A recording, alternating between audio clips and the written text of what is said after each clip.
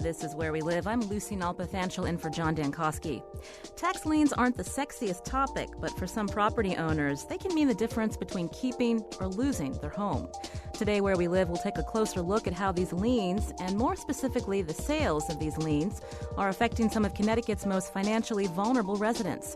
It's the latest in our ongoing series with WNPR contributor Susan Campbell. Later this hour, we'll find out how some of Connecticut's wealthier towns are working to develop new, affordable, and mixed-income housing. We'll check in with municipal leaders and talk to policy experts, and we want to hear from you, too. Join the conversation, 860-275-7266. You can comment on our website, WNPR.org/Where We Live. You can find us on Facebook and Twitter at Where We Live. And joining me in studio is Susan Campbell. She's a writer and Hartford Current columnist who's been covering housing and homelessness for WNPR. Always good to see you, Susan. Good morning, Lucy. So we know you've been reporting for some time on homelessness in the state of Connecticut. Tell us about the problem of tax liens. Well, this was something I think I knew in the back of my head, but I had no idea how prevalent it was, that when someone falls behind on, say, their taxes, or their mortgage, someone can put a lien on their property. If they fall behind on their mortgage, there are all kinds of programs that can potentially help them. If they fall behind on their taxes, they're often just left to float. And municipalities, mid-sized municipalities in particular, like Hartford, can sell those tax liens to a third party, which can then, they don't always, but they can then start foreclosure procedures. So in your story, you profiled a woman, Rosalind Cobb, is that right? She owns a home on Enfield Street in Hartford. Tell us about her story. I could probably throw that to Rex Fowler better, Okay. but this was a woman who fell behind on her mortgages, and her taxes. Is that correct? I'm looking at Rex so he can help me. Yeah, so Rosalind Cobb is a North End resident who had some stresses in her life that resulted her in getting behind on her mortgage. She made some arrangements with her mortgage lenders to try to keep current and keep her home, but in the process, she did fall behind on her taxes. The city liened her property, sold the tax lien on that to an outside investor. That outside investor, in turn, sold someone locally, and that local investor aggressively pursued foreclosure on Miss Cobb's house. And that voice you're hearing is Rex Fowler. He's executive director of the Hartford Community Loan Fund. Thanks for coming in, Rex. Good to be here. And so since we introduced you, tell us about the Hartford Community Loan Fund. So the Hartford Community Loan Fund is what's called a Community Development Financial Institution, or CDFI. CDFIs are certified by the U.S. Treasury Department to provide financial services in underserved communities across the country. Our target market is specifically the city of Hartford. Our mission is to provide and promote just and affordable financial services that benefit the low-wealth residents of Hartford. So we do that by providing loans ourselves, but we also get engaged in policy initiatives around issues like tax lien sales that impact the economic well-being of Hartford residents. Did you see the bulk of the people you're helping post-recession? Yeah, so in 2007, from what we've seen, the city started this policy of liening properties that had fallen behind on taxes. And so in the last, we think, 7 years, the city has sold about $40 to $45 million in tax liens. We were contacted about 3 years ago by a North End resident who's actually a neighbor of mine, a man named Butch Lewis, who sadly passed away last fall. Butch had lived in the North End for about 40 years, had paid off his mortgage, and like a lot of homeowners, his mortgage company had been paying his taxes for him. They'd escrowed the tax portion of his payment. So it took him a couple of years to realize now it was his responsibility to go down to City Hall and pay his taxes. By the time he got down to City Hall, the city had already sold those tax liens, and after about a year, or a couple of years later, Butch called me and said a marshal had showed up on his front doorstep and had given him foreclosure papers. Butch didn't even know he had liens that were outstanding that were held by an outside investor. And by this point in time, because the tax liens accrue interest at 18% a year, and the tax lien investor has a first lien position on your property ahead of even your mortgage, Butch was at danger of losing the property that he'd been in with his wife for over 40 years. So that's when we brought the matter in front of City Council and the mayor and said, hey, let's look at the impact of these policies of selling the tax liens across the city. This is Where We Live. We're talking about tax liens and how they affect Connecticut's most vulnerable residents. Have you fallen behind on your property taxes? Is there a lien on your house? And how are you dealing with this? We want to hear from you, 860-275-7266 or Where We Live at WNPR.org. I wanted to go back to you, Rex. You're telling us about Butch Lewis's story. So when the city sold the lien on his house to this third-party company, there was no notification to these residents this was happening? Well, there's supposed to be a notification, and that's one of our issues with the city is, there should be notifications before the lien is sold, and then after the lien is sold by the tax lien investor should be communicating with the homeowner that now you have a lien on your house and we own that lien. At times we know those communications are made, and there are other times when homeowners are telling us that they receive no notifications. It's kind of hard to track that with the residents, what's actually happening in terms of communication. I want to take a call now. Robert from Hartford, who wants to share an experience with the tax lien. Robert, thanks for calling in to Where We Live. Yes, good morning. Thanks for having me. So you're a Hartford resident? Yes, I am. Tell us your story.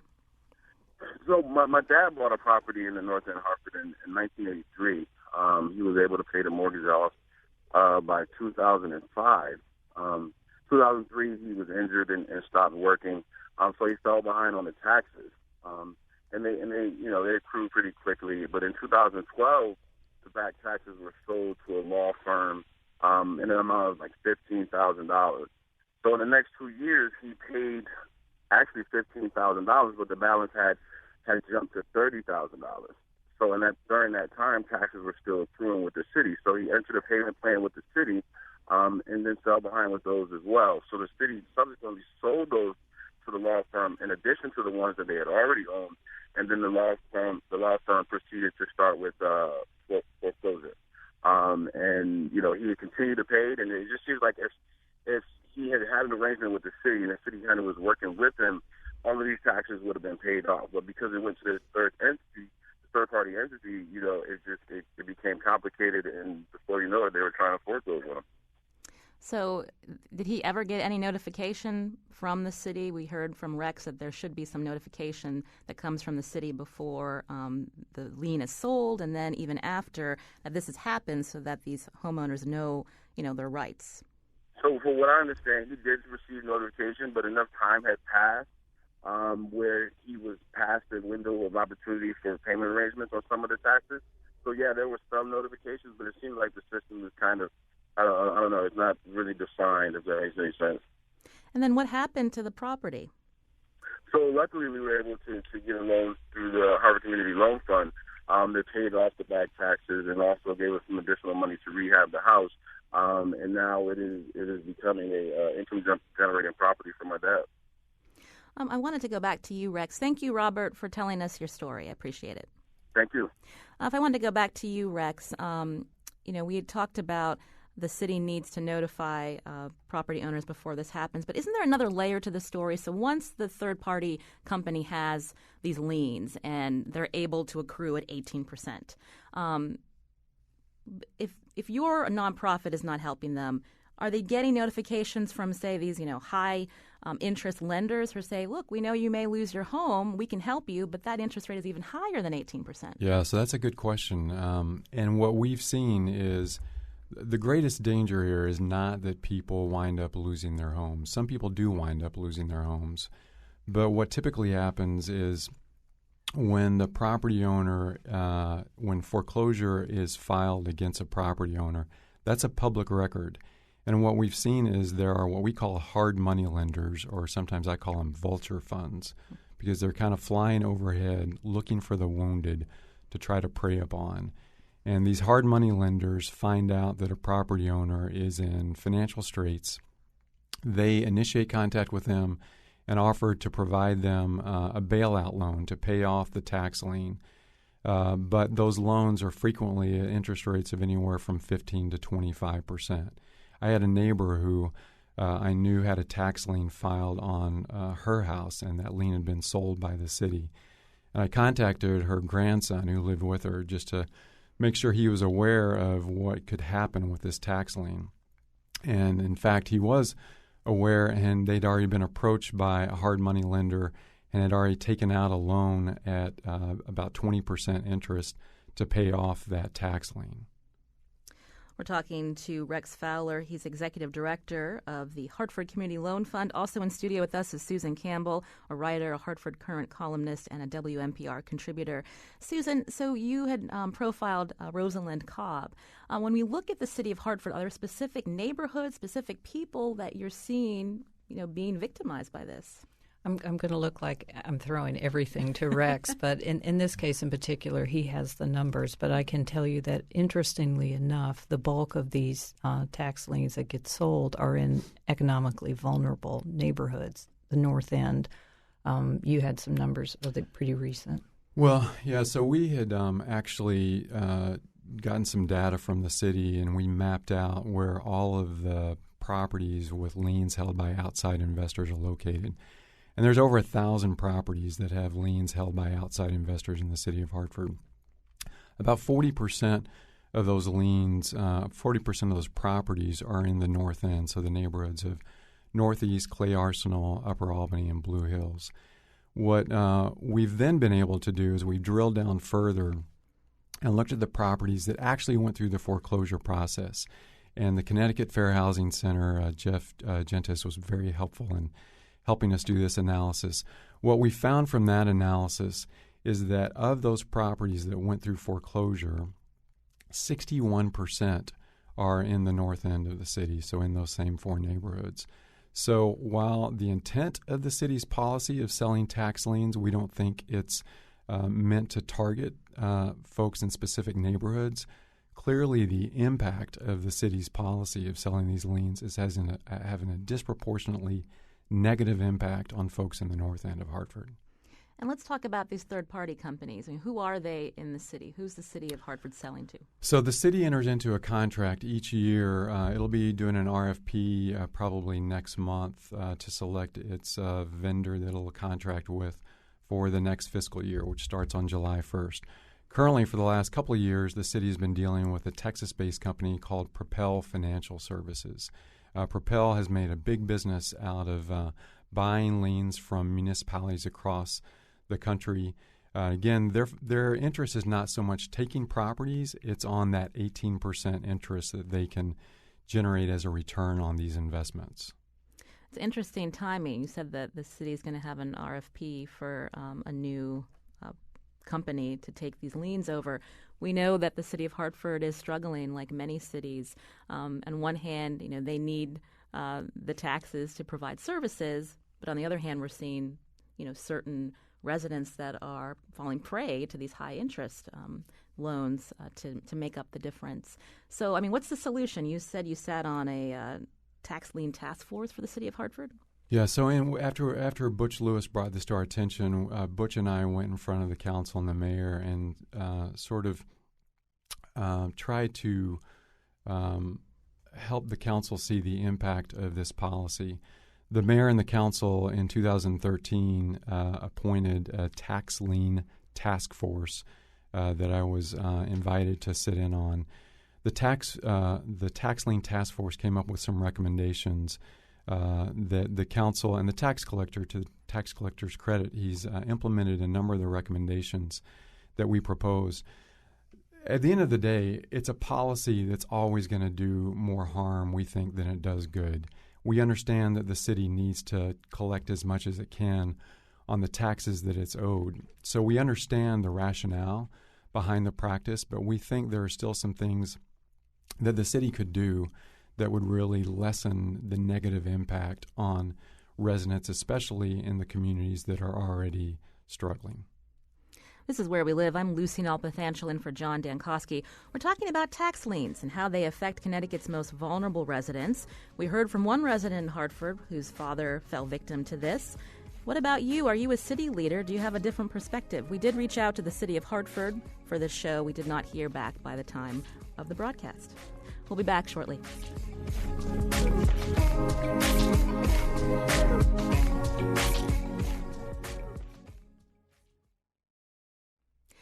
This is Where We Live. I'm Lucy Nalpathanchel in for John Dankosky. We're talking about tax liens today and how they affect Connecticut's most vulnerable residents, who then become in danger of losing their homes.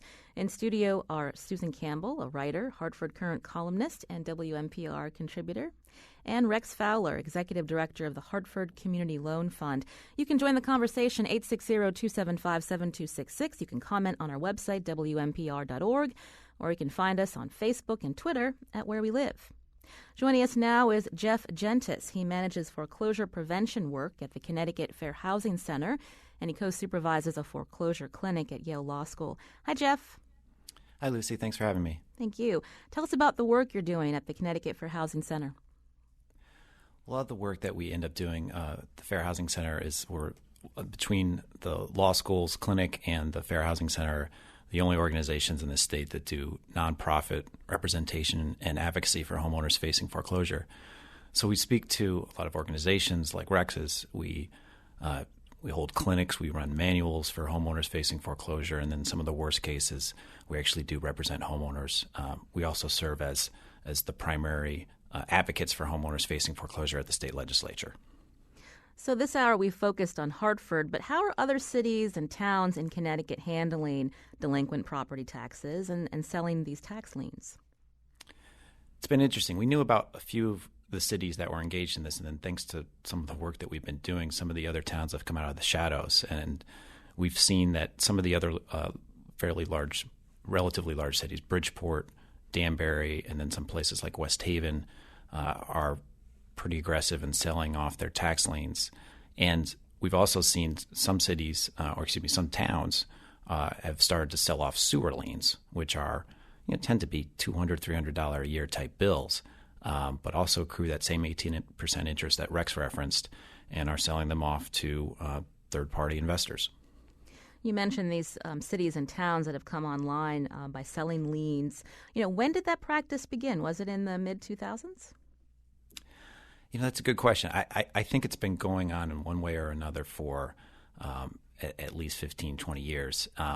But as some municipalities have run into really cash flow issues and are really just looking for any way to stem budget holes, they start looking to tax liens. And then there's some tax collectors who are passionate about it.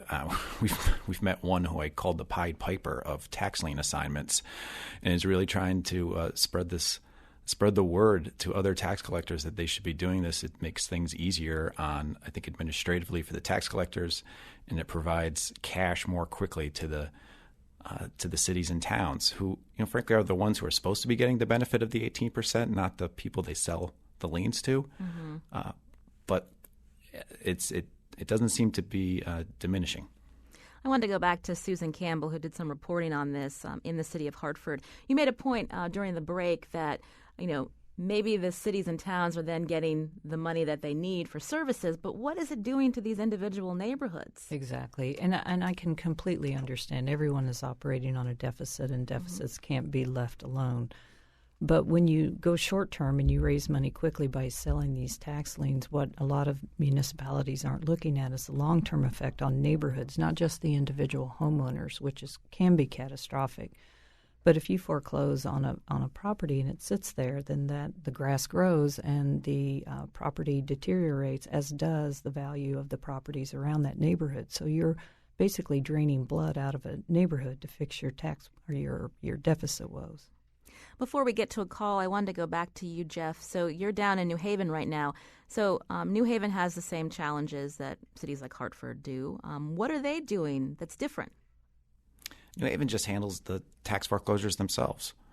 And so you don't fall behind as far when you go into foreclosure. It's easier to find bridge loans. It's easier to take advantage of revolving loan funds, easier to enter into repayment agreements with your city. And if you have issues in dealing with the city for whatever reason, you can turn to your alderman, you can turn to elected officials and get a response more quickly. If you're sold off to a debt buyer, you don't have that same point of contact. You don't have the same level of access. And in turn, the debt buyer usually sits back and waits and lets that 18% run. And it's a lot harder to catch back up. when your city has sold you off to the debt buyer world. Lucy, if I can just add, sure. I was served on Mayor Bronin's committee that made some recommendations on how the city of Hartford could better address blight, and we checked around at some different cities. We contacted folks in New Haven, and actually, consistent with what Jeff was saying, folks in New Haven said one of the reasons why they stopped selling tax liens was because they realized when you sell liens, it inevitably increases blight in your neighborhoods because you've got someone from outside who is really in the driver's seat on the fate of properties in your city. So one of their big motivations was, just like Jeff was saying, we're going to handle these ourselves in a way that's much more consistent with what we want to see for the future of our neighborhoods. You're listening to Where We Live. I'm Lucy Nalpathanchel in for John Dankosky. We're talking about the problem of tax liens, most specifically when towns and cities are selling these liens to private companies who then ratchet up the interest rates, and then these people are then either forced out of their homes or stuck in high interest loans to pay off their debt. I want to go to Martha from Waterbury who has a question. Hi, Martha. What's your question? Hi, thanks for taking my call. I actually have a comment about the unbelievably complicated property tax collection system in the state of Connecticut. They're currently finishing up collecting the grand list of 2014, but we're in the year 2016, and we pay our taxes in arrears in Connecticut.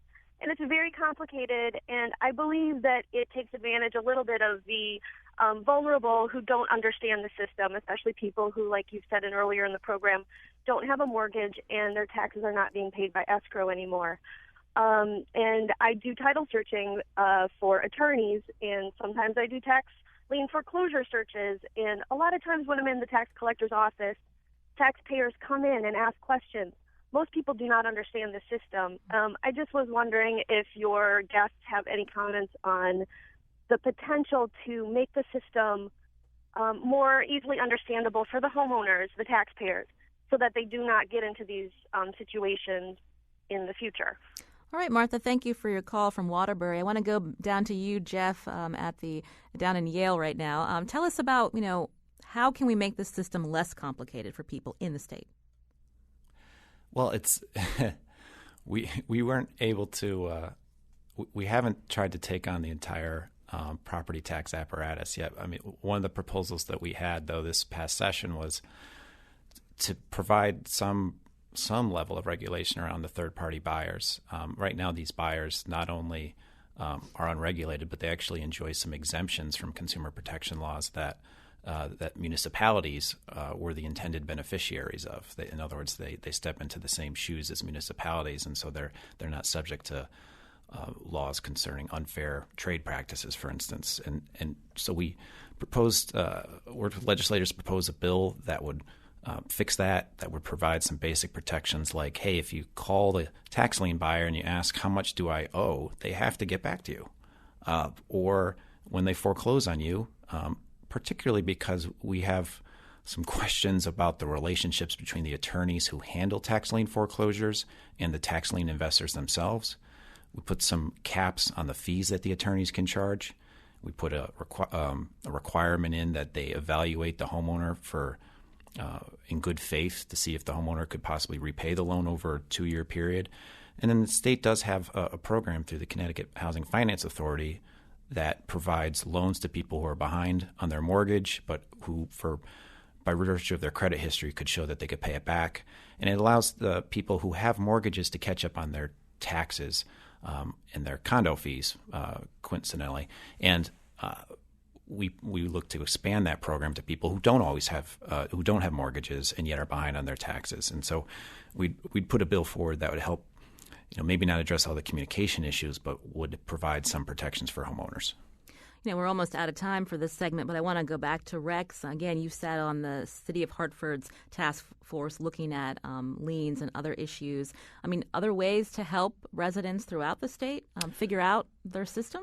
Yeah, so one thing we're seeing in some other communities, and Rhode Island was one that we looked at specifically, where the state actually purchases the liens through their Housing Finance Authority, And they try to work with the property owners to come up with a repayment plan for those delinquent taxes.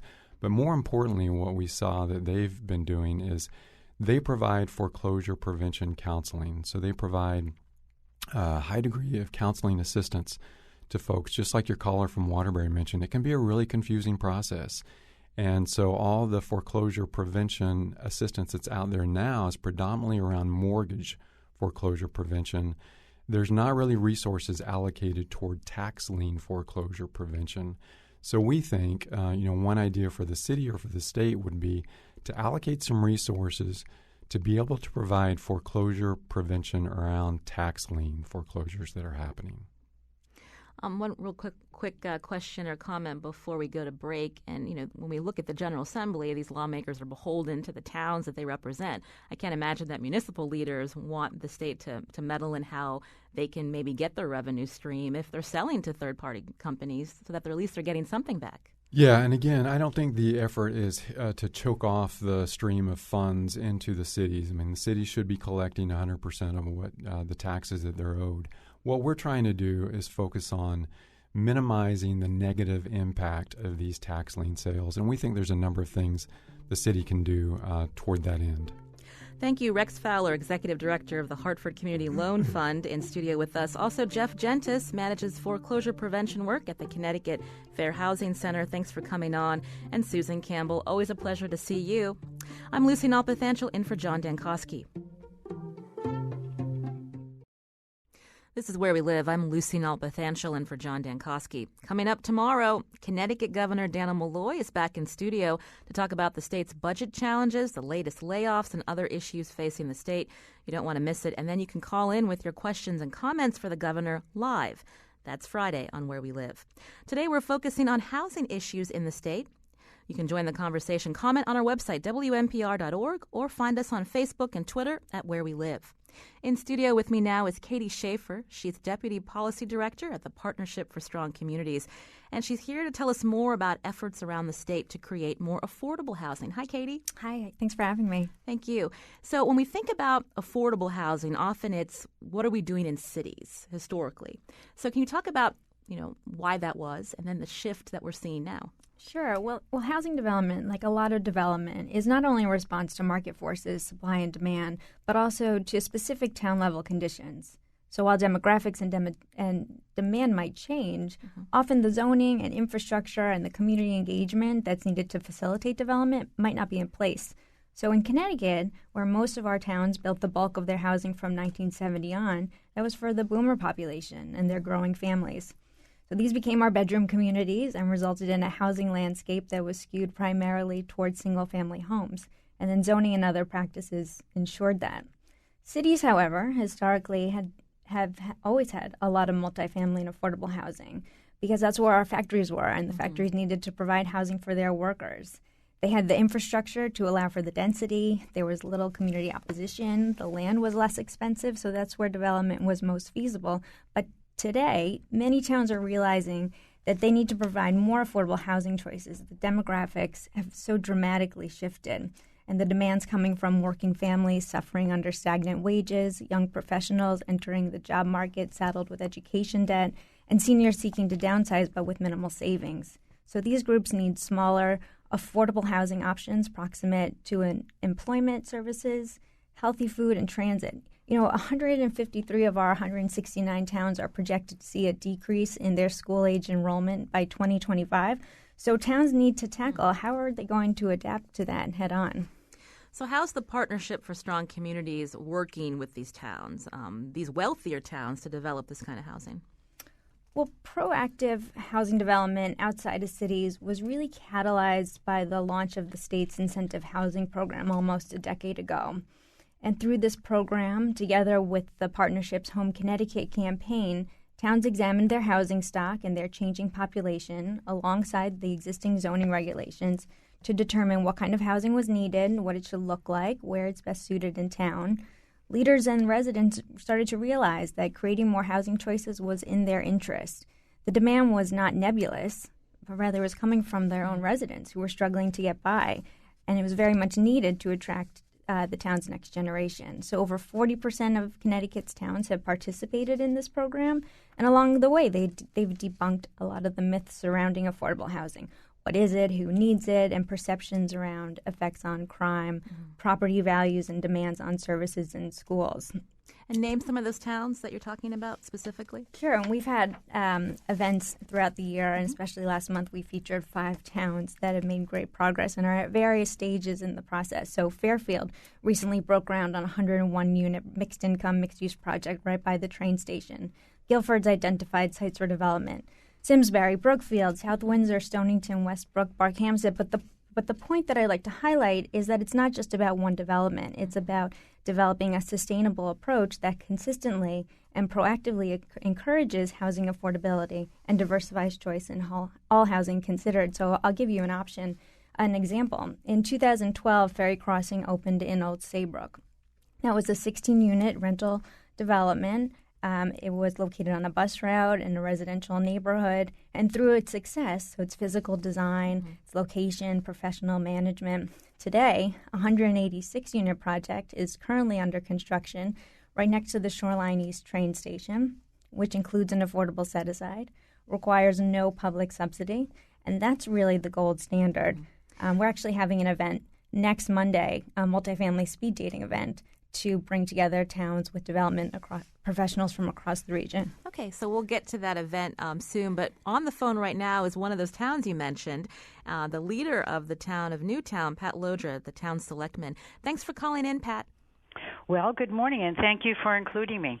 So tell us about what Newtown's been doing to, create affordable and mixed-income homes, and then how has this been embraced by your residents? Well, our journey really started back in 2007-8 when we decided to do a build-out study. We're a large community in terms of space. We're 60 square miles, knowing that we have still about 25% of our land to be developed that is available for development. We thought, well, let's do a build-out study to see what it is that we could look like once all of our developable land was used. At the same time, we started to collect more demographic information, not just about land use, but also about who are our people and what are the changes that we're seeing as our population shifts. The graying of our nation and our state, certainly in our community, was a prime precipitator to really developing a good, robust body of information. And then, of course, we participated in the Connecticut Home Study in 2010. So all of this information began to influence our decisions and our choices. So we began to educate the community, and that's critically important, is bring the community into the conversation in ways that are, for me, it's incremental, so that you have bite-sized chunks of information that can be understood and applied, and then bring also into the conversation those folks that have on-the-ground knowledge and experience. So we started with our Planning and Zoning Commission having meetings with contractors, with lenders, with developers, with all of those persons who understand the market forces in a more personal and real way. To ask them what kinds of zoning changes should we make that makes sense given the way we're moving demographically and what applies in the culture and community of a place like Newtown. So they were very influential. So we started to make some zoning policy changes at the same time having those very public conversations about directionally this is where we need to head. We also are one of those communities that is seeing a decline in school enrollment and an increase in our elderly population. So, and at the same time, we're kind of watching this millennial population that we very much want to hold on to all of our residents and be a community where they can all thrive, but our housing choices were not sufficient to meet those needs.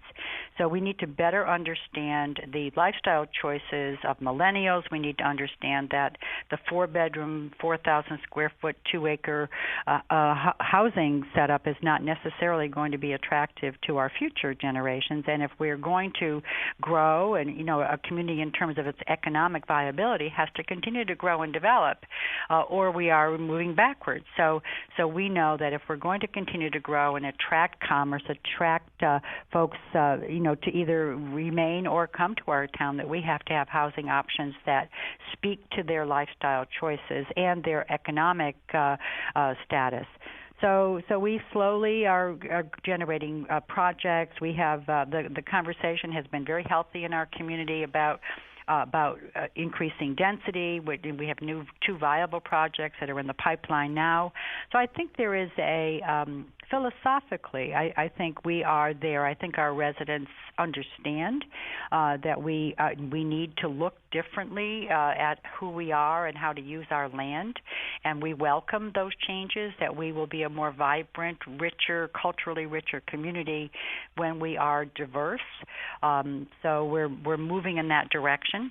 We have the same conversations careful conversations, but very healthy conversations, that persons understand their own worry that their home values or land values might be negatively impacted by increasing density in their area. So these are very human and natural responses, and I welcome lifting the lid on those and helping people understand there's an economic positive outcome to creating lifestyle situations that respond appropriately to a population, and that does include greater density in some very clear ways that can fit within the culture of our community. We also have those conversations about traffic, so they're very normal conversations that would be associated with any development project. So I think it's a very healthy shift in our understanding of who we are as a people. So, Selectwoman Lodra, if I could ask, I was speaking specifically to a Newtown resident the other day, and he mentioned the saga of the old Fairfield Hills State Hospital property in your town. Mm-hmm. And nothing's been developed over the years now that it's owned by the town. So tell me, is this a particular area that residents could see affordable and mixed income housing? I can only speak from a personal perspective on that. That issue has been looked at several times, and our community does not support the idea that the Fairfield Hills campus would be developed with housing of any sort. So Fairfield Hills has become, for our community, the social, civic, recreational, cultural center of our community. So it is not true that it hasn't been developed. Mm-hmm. We have the Newtown Youth Academy. The community center is going to be here. We have a new ambulance, a beautiful EMS building. We have our, the Parent Connection building is being developed. So what hasn't happened is that there has not been housing. Mm-hmm. And there has not been commerce. So we continue to pursue appropriate commercial development here, but this area has not been identified or has not been accepted as a potential location for housing development because our residents are using this space. We have wonderful walking trails and biking trails, and so the residents have they've grown accustomed to this space being their recreational, civic, social center. So, but that doesn't mean that there shouldn't be housing development, affordable housing development, workforce development, especially in other corners of our community or other places. And we certainly have many other locations where this sort of housing development is welcomed and should be considered. The two projects that we have in the pipeline, one is in Sandy Hook and the other one is in Hawleyville. As I said, we're a very large community in terms of space, so we develop in terms of neighborhoods. So we have 5 neighborhoods that we develop. So the Hawleyville project, for example, has 180 units, 36 of which are affordable. And that's in the pipeline, been approved. The importance of that project is that it's right near an intersection for Route 84. Mm-hmm. So it's at Exit 9. So we need to be smart about where we locate housing so that transportation is available to people, and that the location is near some other commerce and near, also supports commercial development of commercial districts. Mm-hmm. Sandy Hook is one of those small commercial villages, so the project that is identified for that area is a smaller project. It's 65 units with 13 affordable, but it's also going to be in a walkable, bikeable environment because it's a small village with commerce. So we need to locate these projects where they can survive and thrive and be welcomed and add to, be value added to who we are as a community. So so that's kind of how we are looking at this challenge. Well, I want to thank you for your perspective. First Select Woman of Newtown, Pat Lodra, who called into Where We Live. I want to go back to Katie Schaefer. We just have 2 minutes. So tell me how this collaboration has maybe changed, maybe past adversarial relationships between towns and cities and developers. And how are you moving forward with this event on Monday? Well, it's taken over half a century of land use practices to get to this point, but in a relatively short amount of time, we've made a lot of progress showing towns that there's a way to provide more housing choices in town while respecting town's character. Housing is the nexus of municipal health, we believe, so towns need to think about housing the way they do other functions like public safety and recreation. As the First Selectman said, local merchants need feet on the street. Providing housing near transit reduces dependence on cars, lessening traffic and pollution. Housing choice enables the next generation of families to settle here in Connecticut as opposed to seeking affordable housing elsewhere. So it's promising to take a step back and realize that while we're not at a tipping point, we have reason to be hopeful. And tell us about that event on Monday. Exciting. 30 seconds. Monday, April 25th at the Lyceum, 227 Lawrence Street in Hartford, 1 to 3 p.m. Please call our office to RSVP. All right, Katie Schaefer, thank you so much. The time is short. Deputy Policy Director at the Partnership for Strong Communities. You've been listening to Where We Live. I'm Lucy Nalpathanchel in for John Dankosky. Don't forget, tomorrow, Connecticut Governor Daniel Malloy. And now I want to take you to a couple of my colleagues who will tell you if you love and want to support WNPR and Where We Live, there's an easy way to do that. Contribute.